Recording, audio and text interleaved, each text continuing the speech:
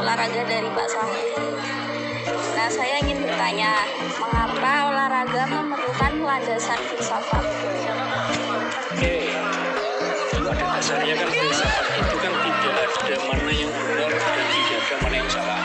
Karena kalau filsafat itu kan berdasarkan persepsi mana yang baik itu yang dipakai. Jika pertanyaan kenapa olahraga harus ada dasar-dasar filsafatnya, karena olahraga sebenarnya kan aktivitas fisik yang mereka punya aturan. Ada aturan bakunya, jadi tidak mungkin apa yang kita lakukan dalam cabang olahraga yang masuk ke olahraga itu tidak ada aturan. Maka simbol olahraga salah satunya adalah fair play. Karena itu basic asal dasarnya dia harus ada dasar-dasar dan aturan. Apalagi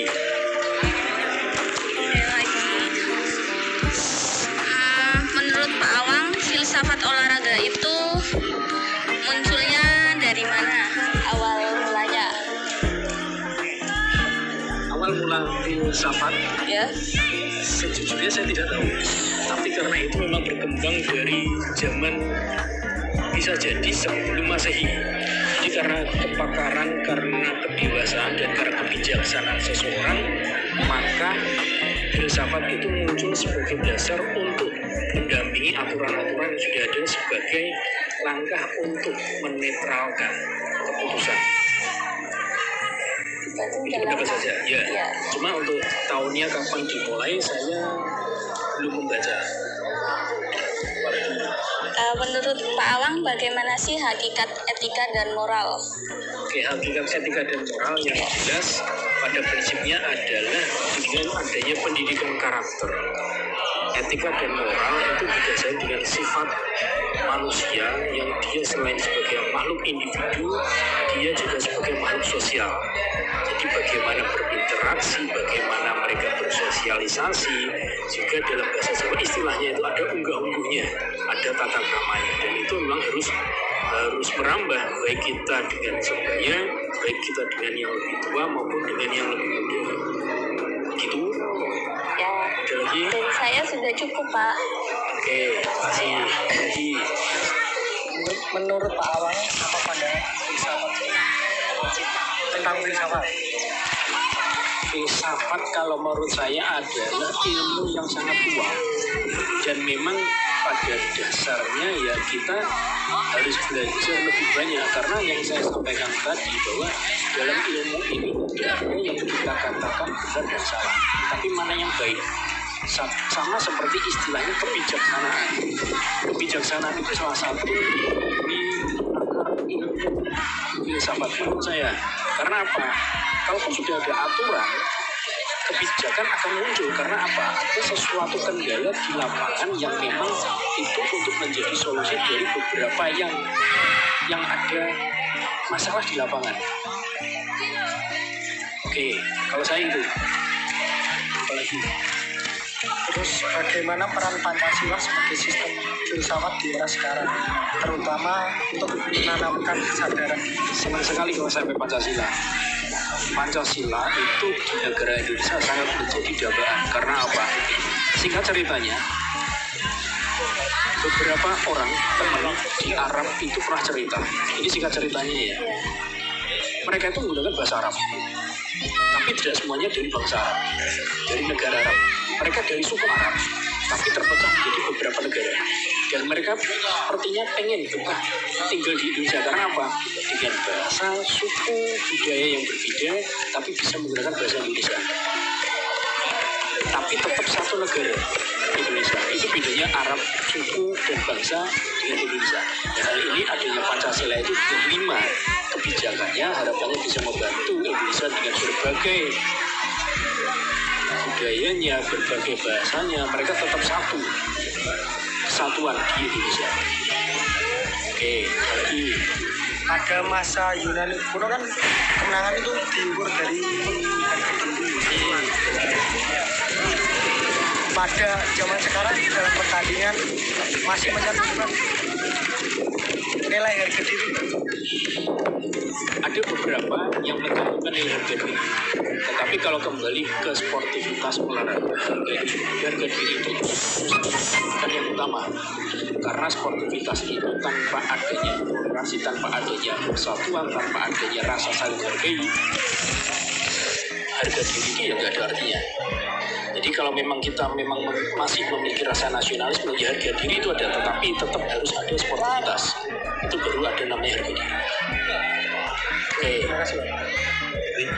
Saya sebelumnya saya Fatwa Darmawan ini Pak mau bertanya tentang menurut Bapak nih Pak tentang penyetaraan gender di olahraga profesional atau elit itu bagaimana Pak? Kesetaraan gender itu memang sama, jadi nggak ada, kalau kita pakainya ya gender itu antara laki-laki dan perempuan, jadi nggak ada perbedaan. Tetapi di lapangan karena olahraga itu mengandalkan fisik, kemampuan, jadi ada beberapa fisik yang memang tidak dimiliki oleh perempuan yang hanya dimiliki oleh laki-laki, sehingga mereka beranggapan bahwa laki-laki itu selalu di atas. Tapi ada prinsipnya, mereka antara laki dan perempuan itu punya nomor sendiri, mereka punya tingkatan sendiri. Jadi dalam pertandingan ya mereka sama, tetapi ada beberapa yang memang itu tidak untuk laki-laki dan memang tidak untuk perempuan, karena memang untuk penyamaan antara memang ini levelnya antara laki-laki dan perempuan tidak bisa dicampur. Jadi itu namanya kesetaraan gender dalam olahraga. Kan tidak mungkin dalam permainan sepak bola satu tim laki-laki lawan satu tim perempuan, karena memang sudah berbeda levelnya. Tapi dalam bermain bisa juga bercampur. Lagi apa? Ini terus selanjutnya dari sudut pandang Bapak nih Pak. Bagaimana itu tentang filsafat yang masuk dalam olahraga, terutama kepada filosofi cabang olahraga itu? Sebagai contohnya apa? Kayak kan di Indonesia, terutama di sepak bolanya punya filosofi Indonesia. Itu gitu. Oke, kalau filsafat sesuai dengan negara atau karakteristik ya kita kembali ke identitas masing-masing. Sebagai contoh kalau Indonesia mereka lebih berbudaya dengan cabang olahraga. Saya nggak tahu apakah mereka ke Jawaan, ke Kalimantanan atau ke Timuran, tetapi sebagai salah satu contohnya kalau misal di negara Spanyol sepak bola menganut strategi tiki-taka. Jadi mereka strategi tergantung dari pelatih atau model dari permainannya. Kalau Brasil mereka menggunakan skill individu dan lain-lain. Kalau di Inggris menggunakan kick and rush. Jadi masing-masing dari negara itu memang memiliki karakteristik sendiri-sendiri. Tidak bisa disamakan antara satu negara dengan negara yang lain. Ya kalau di Indonesia ya harus kembali lagi didasarkan dengan sumber daya manusianya, karakteristiknya, dan satu lagi peranan utama dari seorang pelatih. Dia tipikalnya bagaimana? Mungkin terakhir dari saya ini tentang menurut Bapak sebagai filsafat itu Pak. Ini tentang etika dan moral itu. Nah, buat di olahraga itu seberapa penting Pak adanya etika dan moral? Oke, seperti yang memang kenyataan di lapangan, etika dan moral itu yang memang penting di lapangan. Meskipun kita menang, tapi kita bisa merendahkan orang lain, kita bermaksud untuk menurunkan derajat orang lain, ya itu gak ada artinya. Kita harus tetap menghargai. Meskipun kita menang, ya jangan jumawa. Kalaupun kita kalah, ya jangan terlalu bersedih, karena masih ada event-event yang lain. Jadi ya harapannya dengan penerapan filsafat ini, ya kita tahu mana yang tepat untuk kita. Waktu menang ya menang, waktu kalah ya kita memang harus berusaha lagi. Jadi arti kedewasaan dalam filsafat ini yang membuat kita poin-poin utama dalam pertandingan itu harus digali lagi. Bukan masalah kita berprestasi di cabang olahraga, tapi kita juga harus tahu norma-normanya.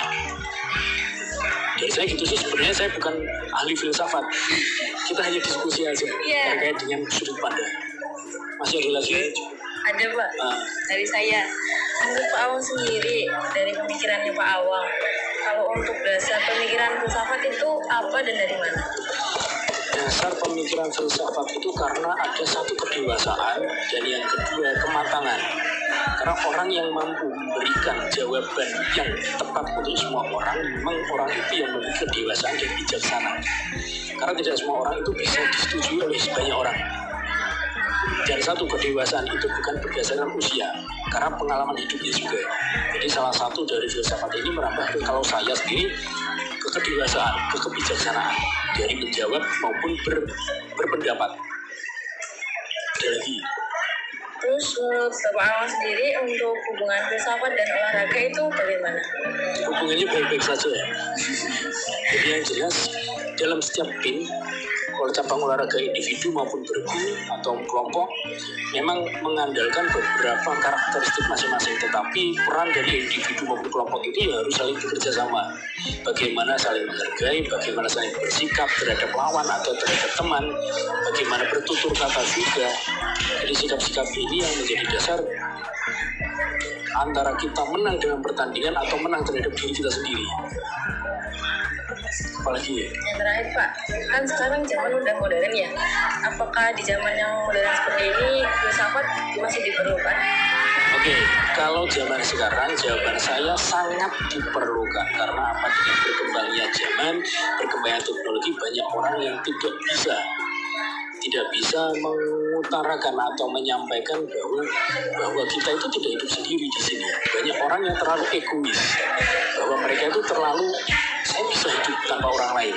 Dan sebenarnya dalam filsafat itu tidak ada. Dalam filsafat itu kita tidak hanya hidup sendiri, kita masih bisa bersosialisasi, kita masih bisa berinteraksi dengan orang lain.